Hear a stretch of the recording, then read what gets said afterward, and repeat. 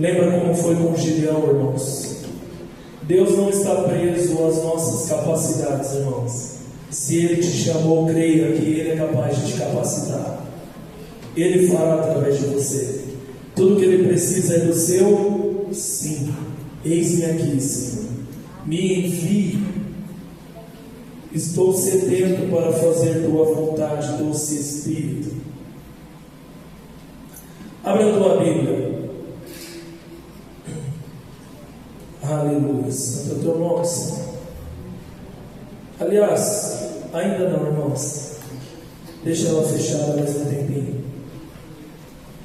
Amados irmãos, é necessário que você reflita com o que verdadeiramente você se identifica.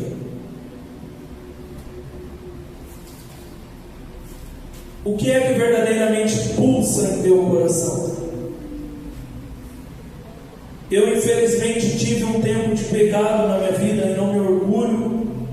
Hoje, quando Deus pede para mim tocar nesses assuntos, eu toco com muita dificuldade, porque não é um tempo que eu me orgulho, não é um tempo que eu gosto de falar, mas às vezes é usado para edificação. O tempo que você andou com Satanás, o tempo que você agradou o inferno, serve para edificação. Serve para que as pessoas olhem para você e falem: olha, se ele foi mudado, eu também posso ser. Se ele foi transformado, eu também posso ser. E às vezes as pessoas que nasceram em berço evangélico se enchem de orgulho e soberba para declarar: eu não sou esse tipo de pessoa. Eu sempre estive na igreja, mas muitas vezes sempre esteve na igreja com o pensamento e o coração nas coisas do mundo, com o desejo de viver as coisas do mundo. E a Bíblia diz que Deus sonda a tua mente e teu coração. Então a gente pode vestir toda uma capa, uma aparência de crente, mas continuar cobiçando as coisas da terra, continuar querendo viver as coisas terrenas e acreditar que estamos sendo crentes, acreditar que estamos agradando ao Senhor. Mas maior a sua preocupação deve ser se de fato a tua vida está dando prazer a Deus e não se está convencendo os homens.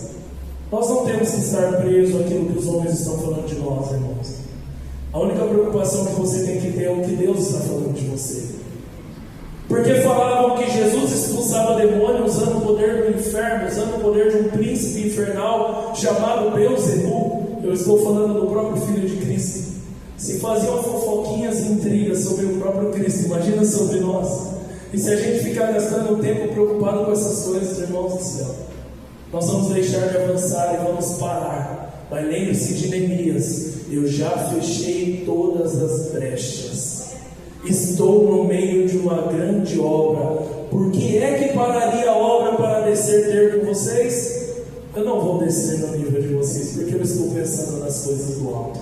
Eu estou buscando as coisas do alto, e nada e nem ninguém vai me impedir de avançar.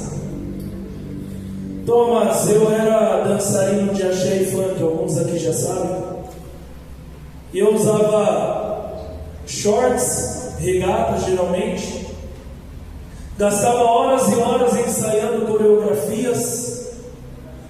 Ouvia muito aquelas músicas, consumia muito aquelas músicas. Tomava esteroides anabolizantes para chegar com um corpo apresentável, um corpo que chamasse a atenção. E ali no momento do culto, adorava Satanás com tudo aquilo que o inferno me proporcionava. E depois que eu descia do altar, tinha um banquete de prostituição, aonde eu tentava curar a minha carência com uma outra pessoa carente, caindo em um erro, um engano, uma falha, onde a Bíblia declara, Salmos 42:7, um abismo chama outro, acreditando que estava ali satisfazendo alguma coisa, mas na verdade só estava me aprofundando em me afastar de Deus e me perdendo cada vez mais.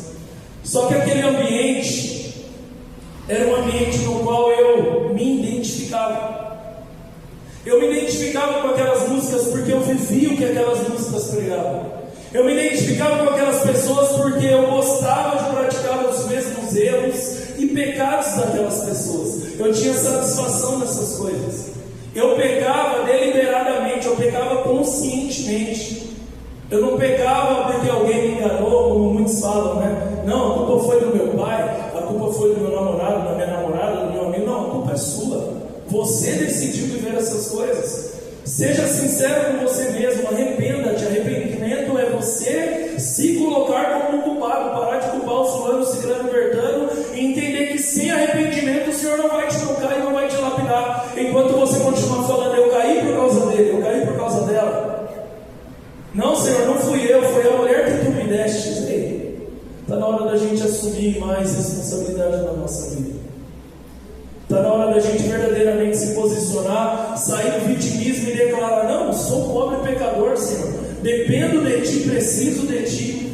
O bem que eu quero fazer eu não faço, o mal que eu não quero eu continuo desejando fazer. Não existe bem nenhum em mim, apenas o pecado, e sem Ti eu nada sou, Senhor. A Bíblia diz que as pessoas que se batizavam com João Batista, elas vinham e confessavam o teu pecado. O teu pecado, não é o pecado do irmão. Porque muitas vezes estamos mais preocupados com o pecado do irmão. Diante de Deus você vai ter que apresentar as tuas obras, e não do Edir Macedo, do R.R. Soares, como eu sempre declaro, do Bolsonaro, do Lula. E as tuas obras, como estão as tuas obras? Quem habitará no santo monte do Senhor? Quem tem as mãos limpas e o coração puro. Como é que estão as suas mãos? Como é que está o seu coração? Como é que está a sua língua? Como é que estão os seus pensamentos? Como é que estão os seus olhares? O que é que verdadeiramente você tem buscado? Quem é você quando não tem ninguém te vendo? Eu declarei que ali tinha altar, ali tinha louvores, ali era um culto, porque eu comecei a entender que este ambiente era de fato um culto ao inferno. Os palcos são altares, a multidão são os membros do culto, e eles estão ali adorando, exaltando e glorificando o inferno, e eles participam com entusiasmo daquilo. Por isso eu abri o culto declarando com qual expectativa você ia para esses lugares, para esses cultos a demônios, onde você se identificava na maneira de falar, de se vestir, de se importar. E você o tempo todo estava alegre, regozijante, pulando, feliz e contente. E hoje, crente, muitas vezes quando vai falar de Jesus é um desânimo, uma falta de vontade. Ah, Deus, tadinho de mim. Por que estou sofrendo tanto assim? Cadê aquela força? Cadê aquele vigor? Cadê aquele entusiasmo? Cadê aquele espírito de Caleb? Eu estou idoso, mas ainda dentro de mim mora o mesmo vigor, a mesma vontade, o mesmo desejo de ir à batalha, de ir à guerra. Onde é que você está? Quando Deus perguntava para Adão: Adão, onde é que você está? Onde Adão estava, irmãos? No Éden. Adão estava no jardim do Éden. Mas Adão se perdeu dentro do jardim do Éden. A dracma perdida se perdeu dentro de casa. Onde é que você está, Adão? Elias, por que você está escondido nessa caverna? Moisés, por que me consulta? Diga ao povo para que avance. O Senhor já entregou inúmeras coisas para nós, irmãos. O Senhor já declarou que Ele já entregou autoridade, poder, que você já pode realizar obras maravilhosas, maiores do que o próprio Cristo. E muitas vezes nós estamos estagnados e declarando que a gente não consegue, a gente não pode, eu tenho vergonha. E hoje o Senhor falava umas coisas duras comigo, irmãos, mas que verdadeiramente precisa tirar a gente da zona de conforto. Essa palavra "eu tenho vergonha" não deveria nem estar em nossas bocas, porque quanta coisa vergonhosa você fez no mundo. Quanta coisa vergonhosa você fez no mundo. Se você, assim como eu, viveu imoralidade sexual, um dia você se despiu para um estranho, mostrou toda a tua nudez, mostrou toda a tua intimidade em um ambiente de promiscuidade, talvez em um ambiente público, onde Satanás te levava a banquetes infernais e você se lançava de cabeça na loucura, em tudo aquilo que o diabo te apresentava. E hoje Deus fala: olha, fala para aquele atendente do mercado que eu amo ele, e você fala: eu tenho vergonha. Ei, igreja, Jesus está voltando. Até quando vamos ficar nos escondendo? Até quando vamos ficar omitindo a palavra de Deus para aqueles que estão cativos, presos no mesmo pecado que nós um dia estivemos? Até quando, irmãos? Até quando? Qual é o nosso temor ao Senhor? Porque este é o princípio da sabedoria. Satanás quer roubar a tua identidade. Satanás quer colocar no teu coração para que você não se identifique com esse ambiente. Satanás quer colocar no teu coração que naquele tempo você era mais feliz, mais realizado, que aquele tempo era melhor do que o tempo de hoje, porque Satanás é mestre em querer tirar a nossa identidade, irmãos. Satanás ama isso. A primeira coisa que ele coloca em xeque no deserto diante de Cristo é a identidade de Cristo. Você é mesmo filho de Deus? Você carrega mesmo o que diz que carrega? Verdadeiramente você tem servido o reino de Deus? Você não acha que está na hora de abandonar toda essa bobeira e voltar? Porque eu te fazia muito mais feliz. Aquele tempo comigo era muito melhor.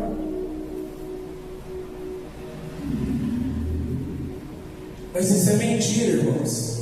Porque se você parar para refletir um pouquinho das vergonhas que você fazia, você vai falar: meu Deus, das músicas que você ouvia, das pessoas com quem você andava, do tanto que você envergonhava familiares, pais, irmãos, das palavras que você proferia.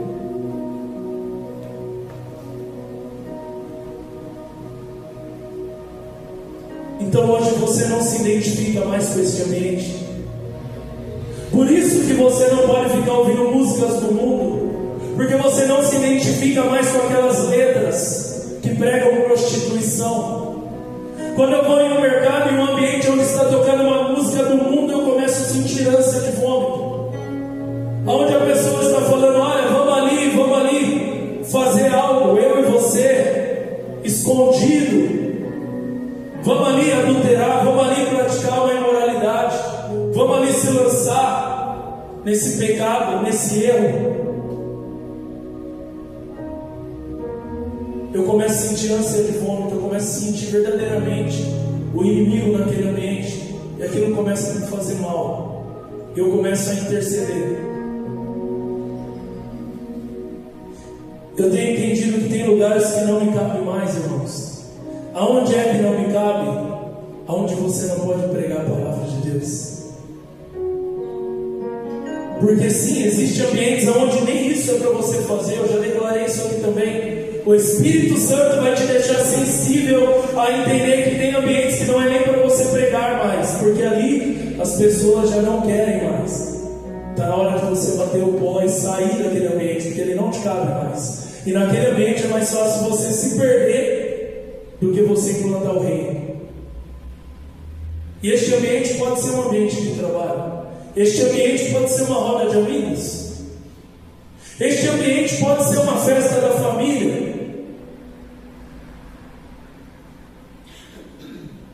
Mas aonde Deus está pedindo: você está no mundo, mas você não pertence mais ao mundo. Você não se identifica mais com essas coisas, filho.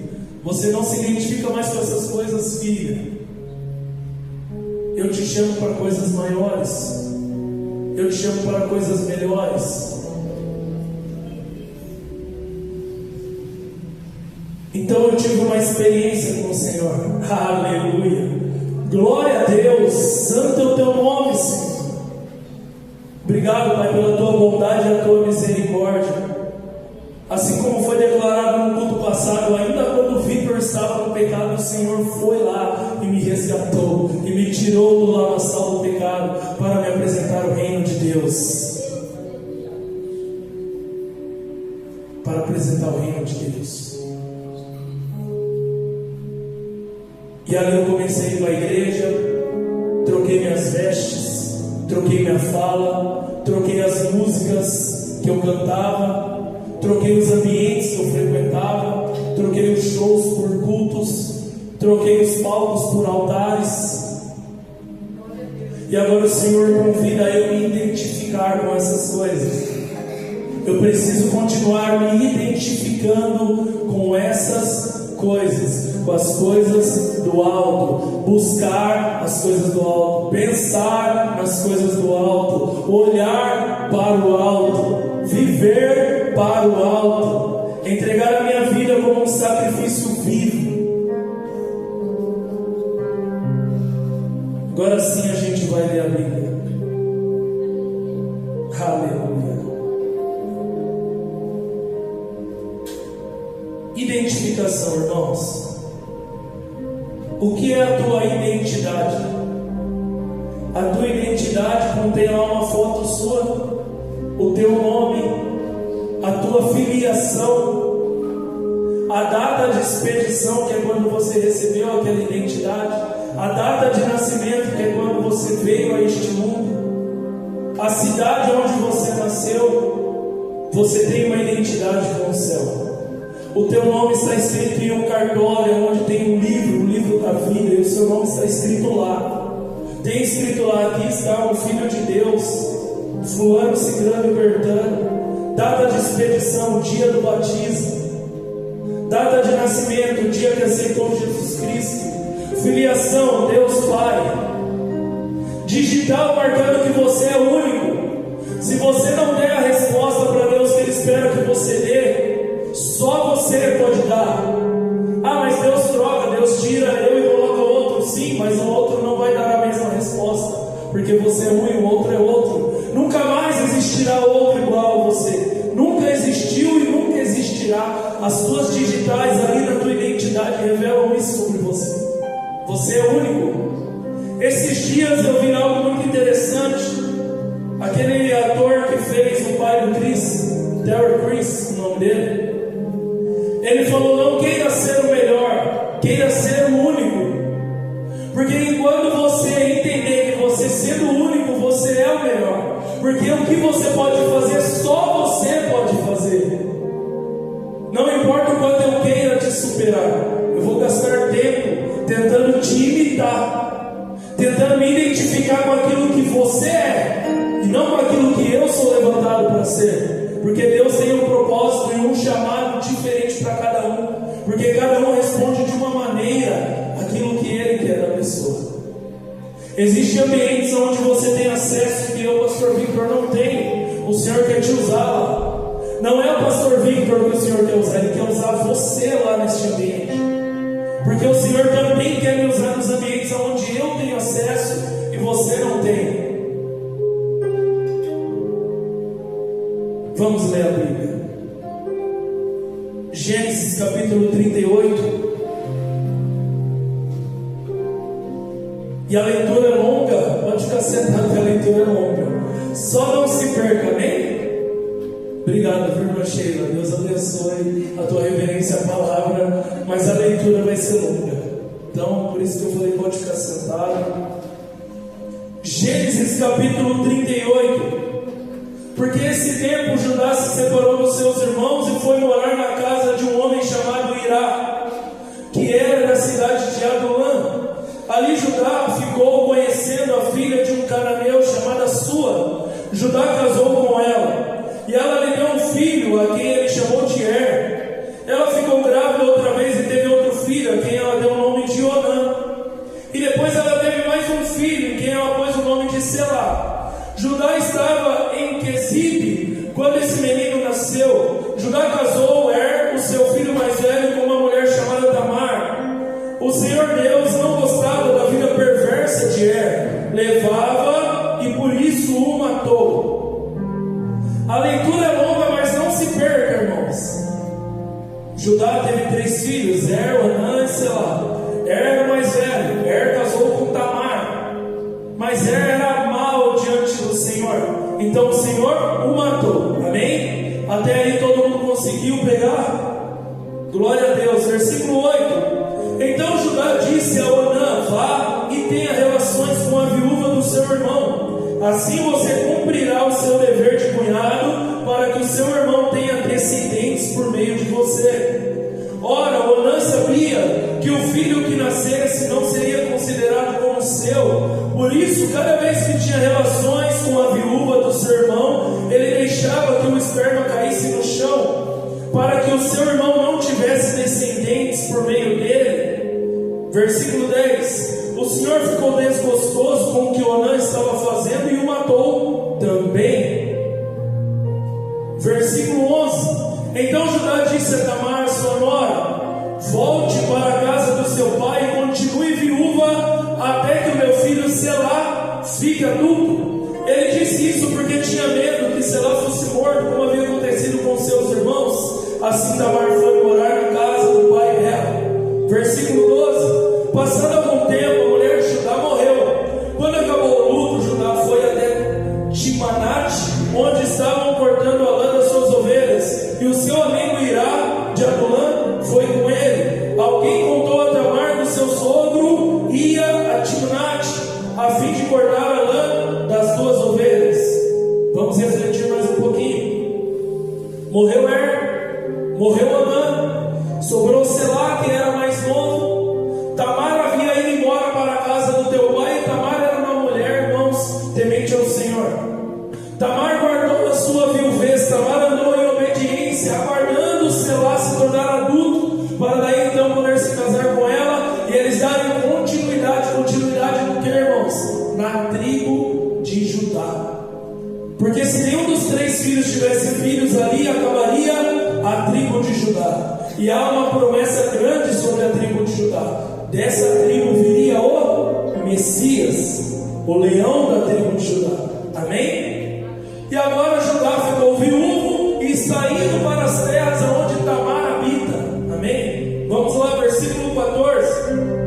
Então ela trocou de roupa, deixando de lado a sua roupa de viúva, cobriu o rosto com um véu e se disfarçou. Em seguida foi e se sentou perto da entrada da cidade de Enaim, que fica no caminho para Timnat.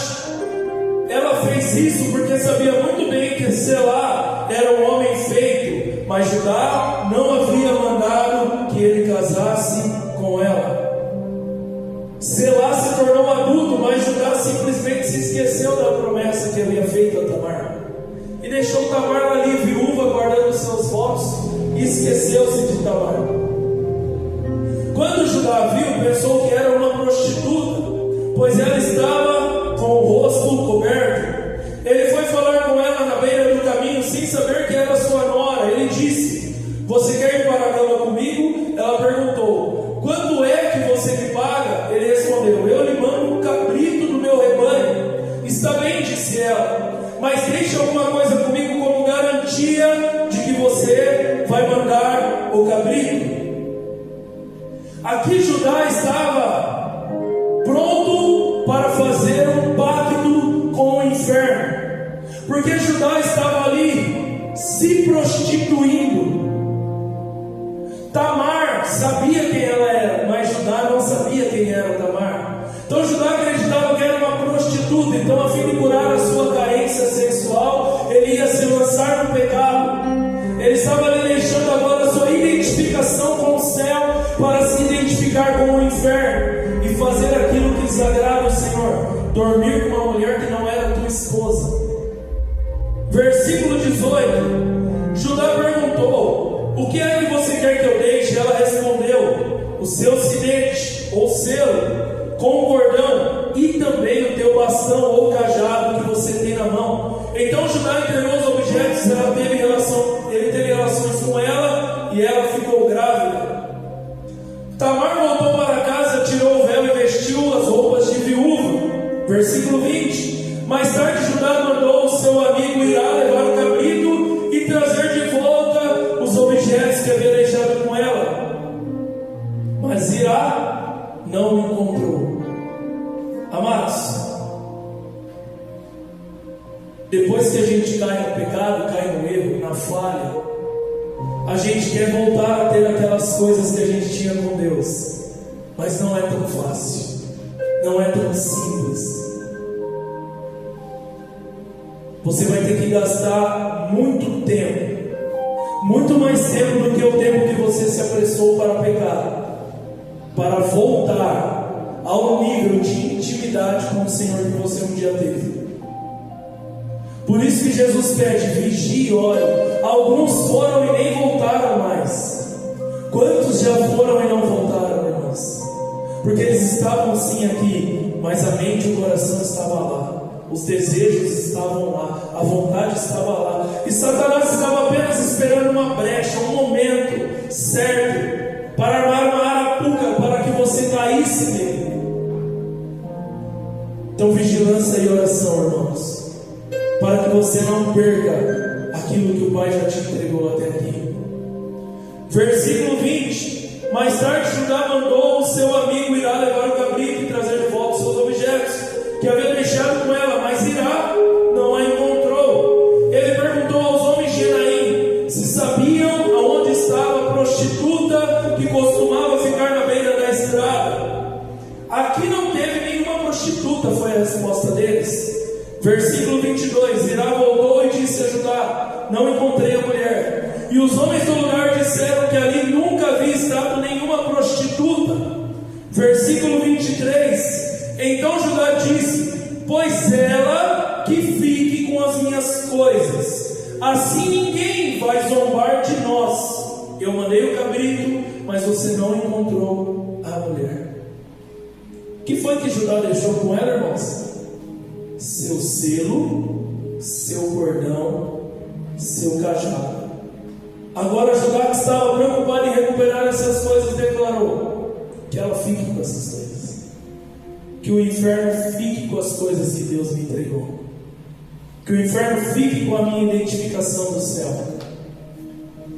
para que ninguém descubra, disse Judá, para que ninguém nos envergonhe, disse Judá. Satanás vai te levar para um engano tão grande, onde você acredita que ninguém vai descobrir, onde você acredita que tudo vai ficar no segredo, mas ele vai fazer questão de que todos saibam da tua vergonha. Ele vai ter questão de exibir a tua nudez, porque é isso que ele mais quer, envergonhar o Criador com os teus filhos.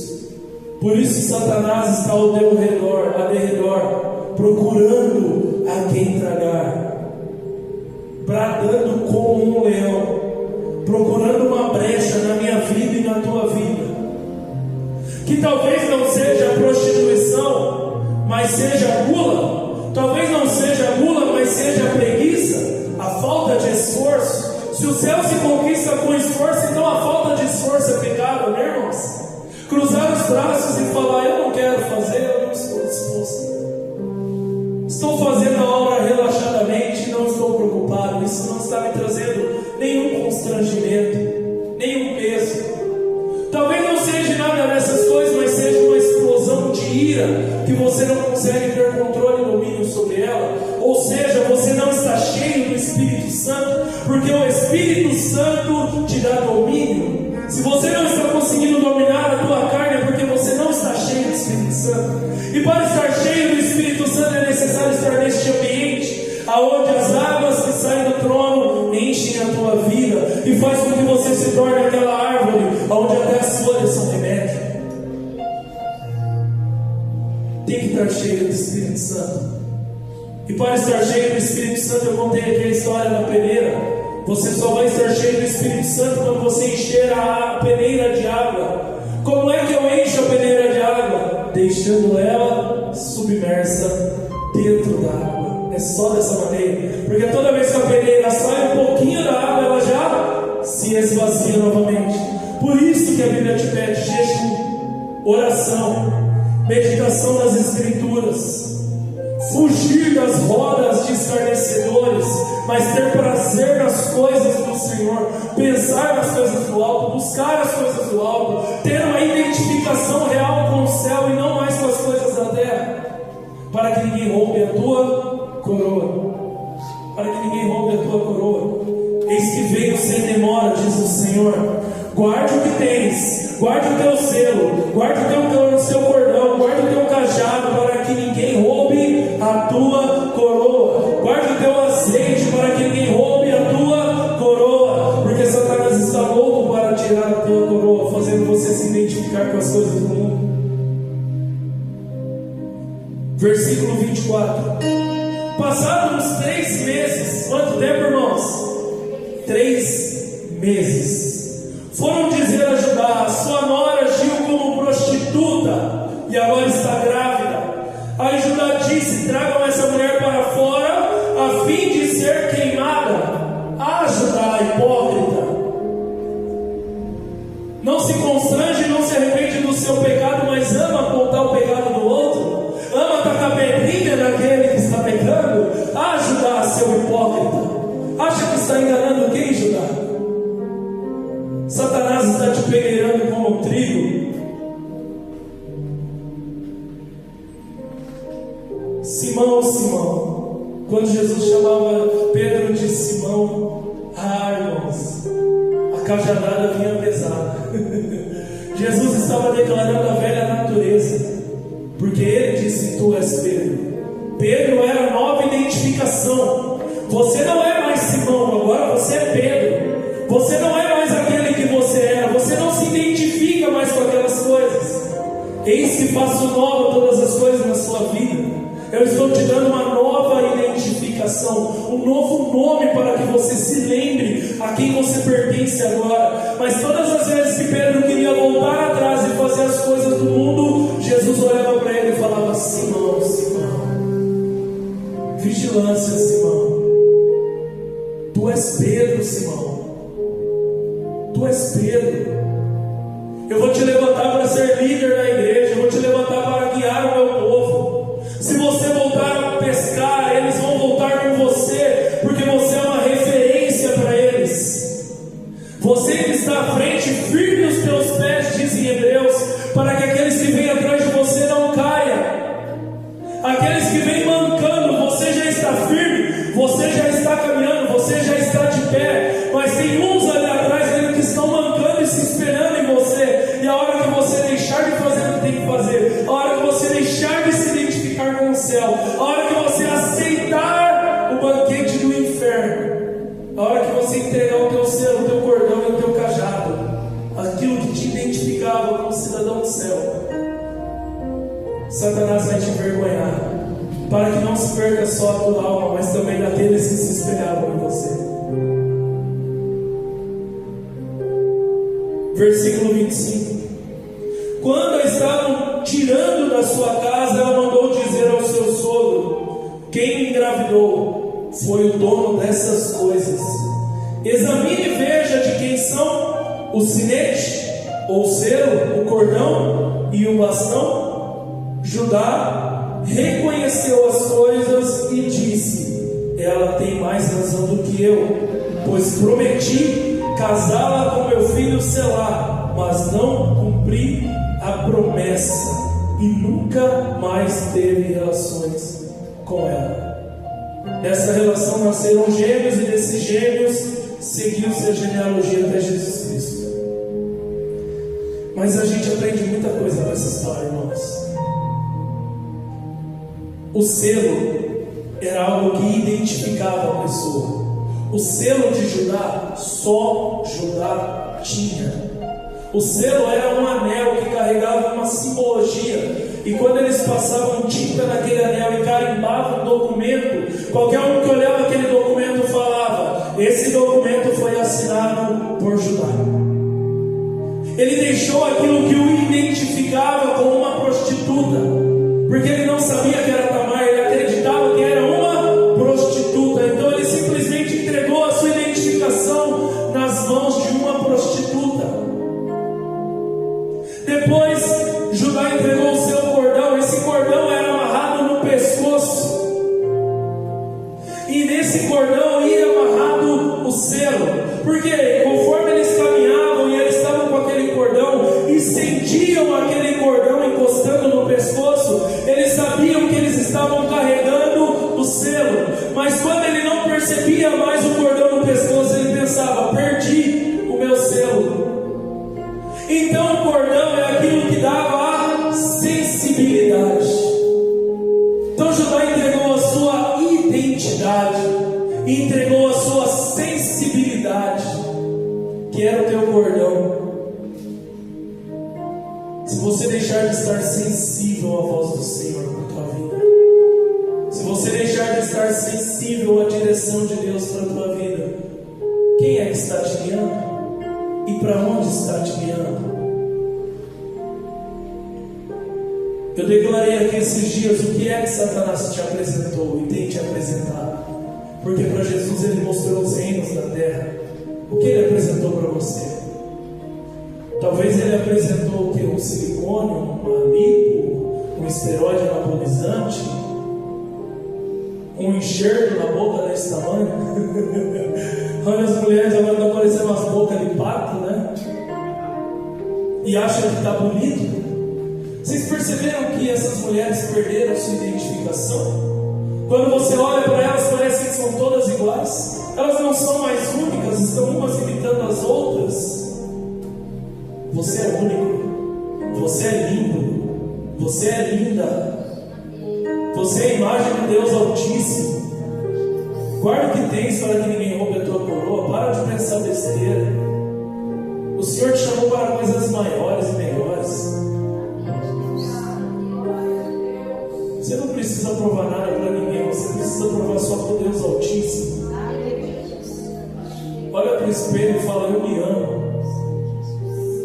Eu me amo. Acredite verdadeiramente naquilo que você carrega. Você se identifica com o céu. Você é guiado pelo Espírito Santo. Você é sensível à voz e doce toque do Senhor. Você é cidadão do alto. Você é sacerdócio real, nação escolhida, povo separado. Tem coisas muito maiores para nós, irmãos, do que o que esse mundo pode oferecer. Eles não são mais felizes que nós. Eles estão presos, enredados pelo pecado. Felizes somos nós. É para a liberdade que Cristo nos libertou. A autoridade e poder está sobre a nossa vida. Aonde a gente pisa, o inferno treme. Hoje eu estava na academia falando, chute na cara do cão. Aí teve alguém que se escandalizou: não fala essas coisas, pelo amor de Deus. Eu falei: a Bíblia falou para eu ter respeito com o nome do Senhor e não com o nome do capeta. Eu não tenho respeito pelo inferno. Eu domino sobre o inferno. Eu tenho autoridade sobre o inferno. O Senhor me entregou sobre todos os demônios. Isso foi pregado aqui esses dias. Aonde eu chego, o inferno tem que bater em retirada. A hora que o meu despertador toca, o inferno tem que ficar incomodado. Pronto, já levantou aquele cuja vida está pautada na palavra do Senhor, que vive em obediência e dando prazer a Deus, que aonde vai não se envergonha do Evangelho, se identifica com o céu. Aonde vai ele fala de Jesus Cristo, ele não se envergonha. Essa pessoa é problemática para mim, eu preciso pará-la. E Satanás vai usar todos os seus truques e artimanhas para te tirar a visão, te tirar a identificação com o céu.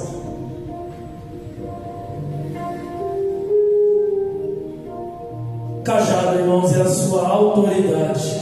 Quem mais anda com cajado? O pastor. O pastor usava o cajado para fortalecer a caminhada.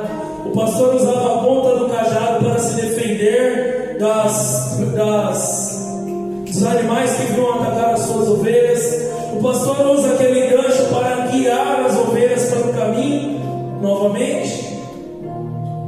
O pastor, na orientação com o cajado, ele bate no chão do cajado, ele faz barulho para que as ovelhas ouçam e direcionem a tua visão onde está o seu pastor. Jesus declarou: aqueles que pertencem a mim conhecerão a minha voz. Aqueles que pertencem a mim saberão quando eu estarei falando, estarão sensíveis ao meu doce toque, porque ele tem o selo, ele tem o cordão, e ele tem o cajado, ele tem guardado o que tem, para que ninguém roube a coroa. Ele tem se identificado com o céu. Quero encerrar aqui a pregação essa noite. Judá entregou tudo que tinha, irmãos, por uma noite de prostituição. Levou 3 meses para recuperar o que tinha. Poucos minutos ou talvez 1 hora ou 2 horas, não sei quanto tempo ele durou ali, pecando e fazendo as coisas de Satanás. Custou-lhe 3 meses, 90 dias para recuperar o que tinha. Vale a pena, irmãos? Não vale. Não vale. Não troque. Não seja Esaú. Não troque a bênção da primogenitura por um prato de lentilha. A lentilha você vai comer logo, você vai ter fome de novo. Mas a bênção da primogenitura sustentará não só a tua vida, mas milhares e milhares de gerações posteriores que virão a partir de você. Adoni-Bezeque, eu quero terminar falando da história desse homem, prometo ser sucinto. Adoni-Bezeque é uma tipologia de Satanás, irmãos. Livro de Juízes, capítulo 1, versículo 1, vai contar a história de Adoni-Bezeque. A Bíblia vai dizer que Josué morreu, e ali o povo estava preocupado: e agora? Quem vai se levantar para nos guiar, para conquistarmos Canaã?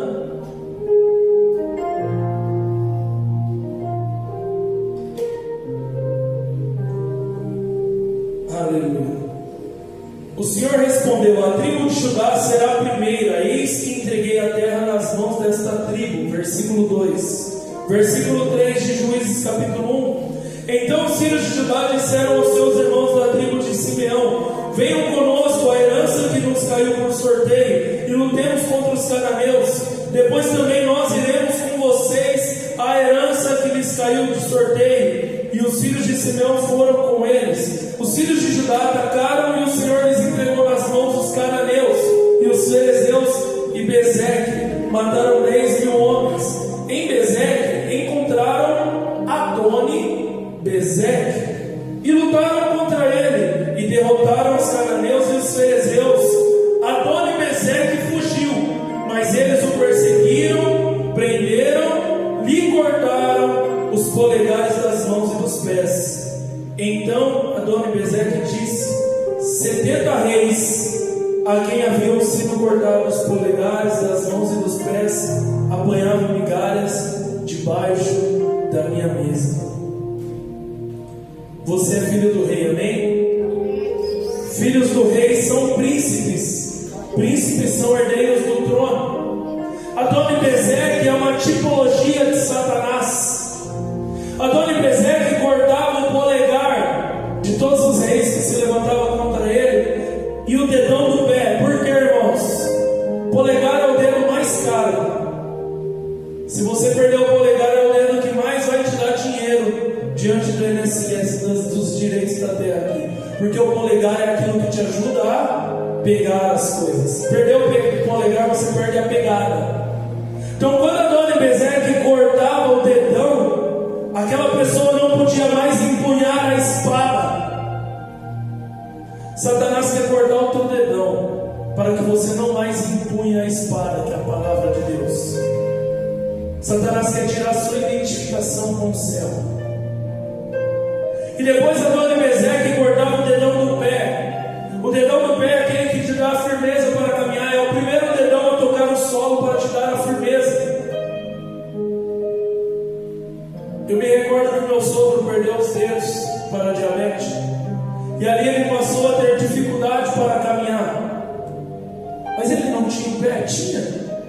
Mas a falta dos dedos fez com que ele perdesse a sensibilidade para avançar.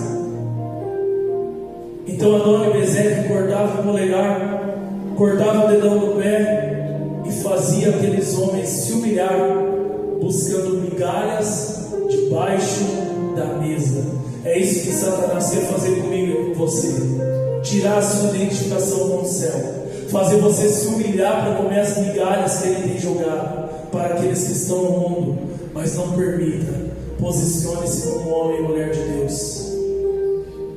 Guarde o que tens para que ninguém roube a tua coroa. Vigie e ore.